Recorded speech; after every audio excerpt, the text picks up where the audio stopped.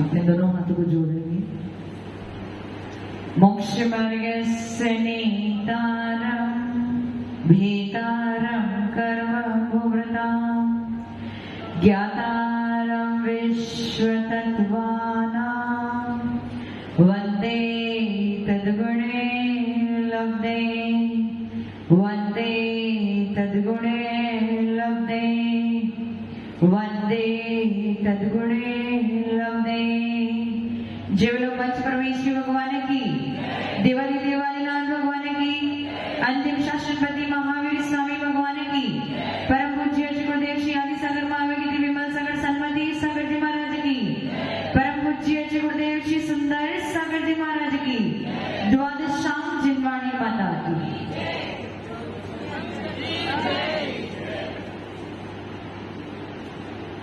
एक व्यक्ति, एक बच्चा जिसने बचपन में बहुत मेहनत करी, मेहनत करते करते आगे बढ़ते बढ़ते माता पिता ने भी खूब पैसा दिया और उसकी मेहनत सफल हुई और वो डॉक्टर बन गया। डॉक्टर बन गया, डॉक्टर की डिग्री हाथ में आ गई, डॉक्टर की डिग्री हाथ में आ गई। जीवन के 25 साल उसने केवल इस डिग्री को प्राप्त करने में लगा दिए। माता पिता ने भी अपनी सारी पूंजी उस डिग्री को प्राप्त करने में लगा दी।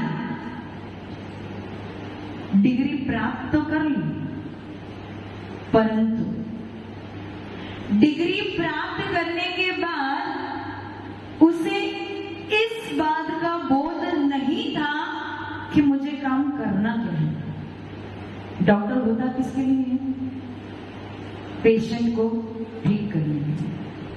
कोई बीमारी हो तो उसका जांच करने के लिए, लेकिन इतनी मेहनत करने के बाद जिस दिन डिग्री उसके हाथ में आई, उसे इस बात का बोध नहीं था कि अब उसे आगे करना क्या है। और उसने क्या किया? डॉक्टर की डिग्री हाथ में होने के बावजूद उसने कौन सा काम कर लिया? कौन सा काम कर लिया? उसने कचरा इकट्ठा करने वाला काम किया। कौन सा? जो साफ सफाई करते हैं ना, वो। अब बताओ क्या मूर्खता है कि इतनी मेहनत करके पूरा 25 साल उसने बिता दिया उस डिग्री को हासिल करने के लिए, और जिस दिन वो डिग्री उसके हाथ में आई तो उसे ये पता नहीं चला कि ये डिग्री है किसके लिए। करना कौन सा काम था? लोगों को ठीक करने का काम। और कर क्या रहा है? लोगों के कचरे को साफ कर रहा है। अब बताओ, इतनी बड़ी डिग्री हाथ में आने के बावजूद अगर कचरा ही साफ करना था तो इतनी मेहनत किस बात की? वैभव, इतनी मेहनत किस बात की? आप सबका पुराना एड्रेस क्या था?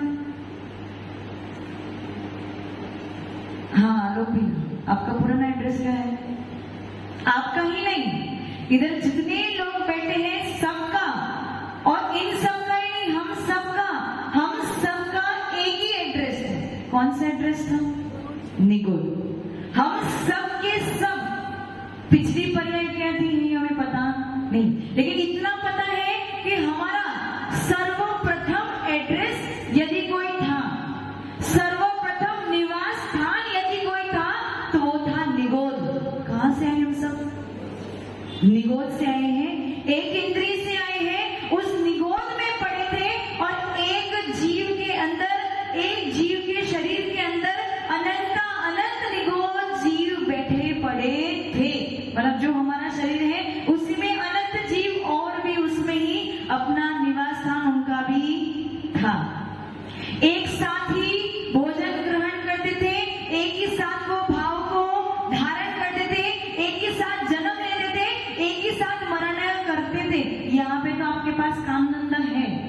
कुछ ना कुछ काम करते रहते हो, यहाँ पे कुछ ना कुछ कर्म तो करते रहते हो, लेकिन वहां पे निगोद में इंतजार के अलावा और कोई भी काम, जन्म मरण के अलावा और कोई भी कार्य उस निगोदिया जीव के पास नहीं था। वकील साहब, कोई भी काम यहाँ पे तो दलील पेश करते हो, वहां पे यदि दुख में भी हो तो आप कोई भी दलील पेश नहीं कर सकते। केवल एक ही कार्य था। क्या कार्य था? इंतजार करते रहो कि कब वो दिन आएगा कि इस निगोद पर्याय को छोड़ के कोई अन्य उत्कृष्ट पर्याय प्राप्त करने का मौका मिलेगा। कीर्ति जी, निवास स्थान क्या था? निगोद। और एक दिन, अब वो निगोद भी कितने हैं? 1, 2, 100, 200, लाखों करोड़ों नहीं, अनंत की संख्या में है, जिसका कोई अंत नहीं है। और उस अनंत की संख्या में से कब किसका मौका आ जाए कि वो निगोद पर्याय को छोड़ के कोई अन्य पर्याय को प्राप्त करे, इसका भी कोई भरोसा। आपको लगता है आप इतने सौभाग्यशाली हो कि अनंत लोग बैठे हो लाइन में और आपको निकलने का मौका मिल जाए? इतने सौभाग्यशाली तो हम है नहीं। लेकिन फिर भी उस अनंतों की लाइन में अथवा उस अनंतों की संख्या में से आपको मौका मिल गया, हमें मौका मिल गया, इतने सारे लोगों को मौका मिल गया कि उस निगोद पर्याय को छोड़ के उन्होंने एकेंद्रीय पृथ्वी, जल, अग्नि, वायु, वनस्पति की पर्याय को धारण कर लिया। आपको बनना है जल, अग्नि, वायु, वनस्पति? नहीं बनना। यहाँ पे बैठे बैठे हम सोच रहे हैं कि हमें एक इंद्रिय नहीं बनना, लेकिन जब आप निगोद जीव में बैठे थे तब आप सोच रहे थे, भगवान यदि एक बार भी मुझे पृथ्वी, जल, अग्नि, वायु, वनस्पति बनने का भी मौका मिल जाएगा तो मैं गंगा नहा लूंगा। समझ में आ रहा है? मतलब उसके लिए इतनी एक इंद्रिय पर्याय प्राप्त करना भी बहुत बड़ा सौभाग्य था।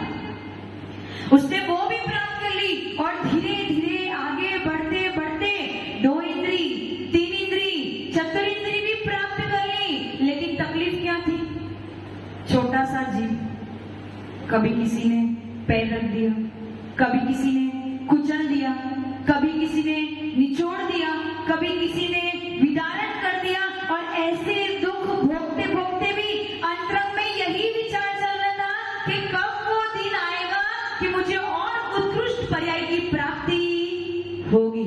कहाँ राशि? अनंतों में थी। निगोद में राशि क्या थी? अनंतों में। अनंत में से निकल के असंख्यात राशि में आ गए, और इस असंख्यात राशि में भी ये सोच रहे हैं कि कब वो सौभाग्य मिलेगा कि मुझे सबसे उत्कृष्ट पर्याय की प्राप्ति होगी। उसके बाद पंचेंद्रिय में जन्म तो किसकी कहानी है? ये किसकी कहानी है? आप सबकी। और आप सबकी नहीं, हम सबकी भी ये एक ही कहानी है। उस चतुरिंद्रिय को पर्याय को छोड़ के कहां पे आ गए? पंचेंद्रिय में आ गए। लेकिन पंचेंद्रिय प्राप्त करने के बाद भी मन, और मन नहीं था तो हित और अहित के बारे में विचार नहीं कर पाए। फिर उस पंचेंद्रिय असंगी पर्याय में भी यही विचार चल रहा था कि कब वो दिन आएगा कि मुझे मन की प्राप्ति होगी, और मन की प्राप्ति होगी तो मुझे हित और अहित के बारे में विचार करने का मौका भी मिलेगा। तो वो दिन भी आ गया जब आपने पंचेंद्रिय संगी पर्याय की प्राप्ति कर ली, यानी आपको मन की प्राप्ति भी हुई। लेकिन कहां चले गए? प्रीवियस में गाय, भैंस, घोड़ा, बैल, बकरी, हिरण। वो हिरण जो जंगल में घूमता फिरता हुआ, कब पता नहीं कब वो मौका आ जाए कि एक शेर आ जाता है उसे दबोच के लेके। कुछ करने योग्य है क्यों? कुछ करने। आप लोग भी उसी पर्याय से आए हो। ये गाय, भैंस आदि, इनको जब पकड़ के ले जाते हैं और स्लॉटर हाउस वाले जब उनको मशीन में घुसा के मार डालते हैं, तब उनकी क्या स्थिति बन रही होगी उसकी कल्पना आप नहीं कर सकते हो। लेकिन आप ये भूल चुके हो कि आप भी उसी पर्याय से निकल के कभी आपकी भी इसी प्रकार से हत्या की गई होगी। लेकिन बस तकलीफ क्या है, जैसे उस डॉक्टर ने डिग्री हाथ में ले ली, लेकिन वो भूल गया कि मैंने 25 साल कितनी मेहनत करी थी। उसी प्रकार से आपको आज ये मनुष्य पर्याय मिल गई है, लेकिन आप भूल चुके हो कि इतने अनंत काल कितनी मेहनत करके आज मुझे इस उत्कृष्ट पर्याय की प्राप्ति हुई है। मनुष्य भव की डिग्री आपको अपने हाथ में मिली है। चाहे तो नरक में भी जा सकते, चाहे तो तीरथ में भी जा सकते थे, लेकिन इन पर्याय को छोड़ के आपने उत्कृष्ट मनुष्य पर्याय को धारण किया है, जहां पे आपको कर्म करने का मौका छीन लिया। क्या आपसे मौका? करो, पूरा जीवन आपके हाथ में सौंप दिया। इस जीवन को बनाना चाहते हो तो बना भी सकते हो, और इस जीवन को बिगाड़ना चाहते हो तो बिगाड़ भी सकते हो। डिग्री आपके हाथ में, और केवल क्या इतने ही मनुष्य बहुत हैं। और